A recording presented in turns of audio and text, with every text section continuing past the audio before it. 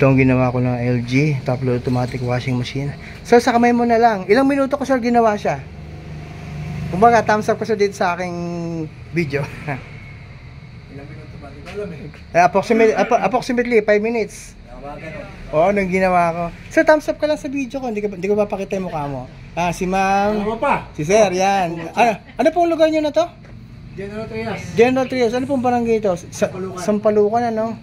Malapit sa simbahan ng General Trias. Bayan mismo to. Sila sir kasi ayaw lang magpakita sa video, okay lang. So at least nung kamay nyo, testimonial yan. Suporta kami. So mabilis kong nagawa kasi sira yung pyesa at alam ko kaagad na sira itong pyesa na to kaya madala kaagad akong pamalit. Thank you so much po. Anong date po tayo ngayon? Document key date natin. 25. June 25, basta po 3 months warranty tayo. Okay. Basta same problem po pag yung pyesa ang kinabit ko na brand new is nasira. Which is hindi kasi brand new eh. Abutin for sure yan ng ilang taon pa. So itong washing machine na to 20 years na. So napakatibay. Ibig sabihin namahalan niyo po ito. Namahalan niyo to. Hindi, kami bumili na. Talagang sa inyo.